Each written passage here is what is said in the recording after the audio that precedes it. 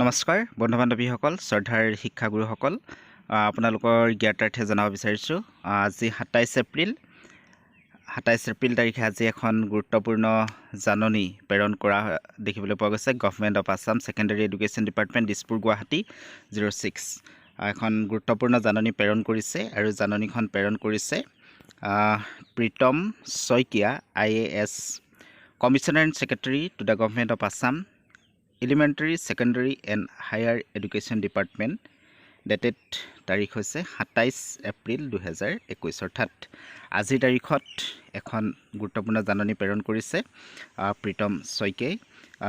বন্ধু বান্ধৱীসকল তথা শ্ৰদ্ধাৰ শিক্ষাগুৰুসকল আপোনালোকৰ জ্ঞাতাৰ্থে এই জাননীখন এবাৰ মই জনাই দিব বিচাৰিছোঁ।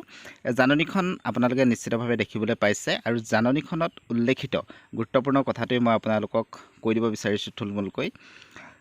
ইয়াত উল্লেখ কৰা হৈছে যে বিগত 10 দিনৰ ভিতৰত এই 10 দিনৰ ভিতৰত যিসমূহ জিলাত 300তকৈ অধিক প্ৰায় 300 বা তাতোতকৈ অধিক ক'ভিড ৰোগী যদি চিনাক্ত কৰা হৈছে তেতিয়াহ'লে সেই নিৰ্দিষ্ট জিলাখনৰ সকলো পৰ্যায়ৰ বিদ্যালয় আনুষ্ঠানিক বিদ্যালয় শিক্ষা প্ৰদান কৰা ধৰক প্ৰাইমেৰী ছেকশ্যনৰ পৰা ইউনিভাৰ্চিটি লেভেললৈকে সকলোবিলাক অনুষ্ঠানেই বন্ধ হৈ থাকিব আৰু লগতে বন্ধ হৈ থাকিব হোষ্টেলবিলাক বন্ধ হৈ থাকিব আৰু কোচিং ইনষ্টিটিউশ্যনবিলাক বন্ধ হৈ থাকিব। গতিকে বন্ধু বান্ধৱীসকল আজি 27 এপ্ৰিল তাৰিখে যিখন জাননী প্ৰেৰণ কৰা হৈছিলে এই জাননীখন আপোনালোকৰ সুবিধাৰ বাবে মই এবাৰ পাঠ কৰি দিলোঁ বা ইয়াত থকা গুৰুত্বপূৰ্ণ কথাটো মই আপোনালোকক উল্লেখ কৰি দিলোঁ।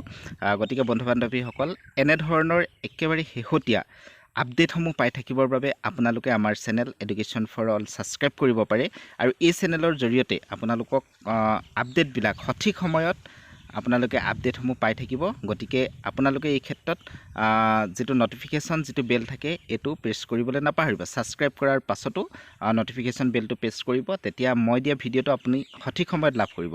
বন্ধু বান্ধৱীসকল আজিৰ ভিডিঅ'টো ইমানেই আছিল আৰু ইয়াত এই পত্ৰখন বা এই নটিচখন কাৰ কাৰলৈ প্ৰেৰণ কৰা হৈছে এই কথাখিনি ইয়াত উল্লেখ কৰা হৈছে, কাৰ কাৰলৈ এইখিনি চেণ্ড কৰা হৈছে।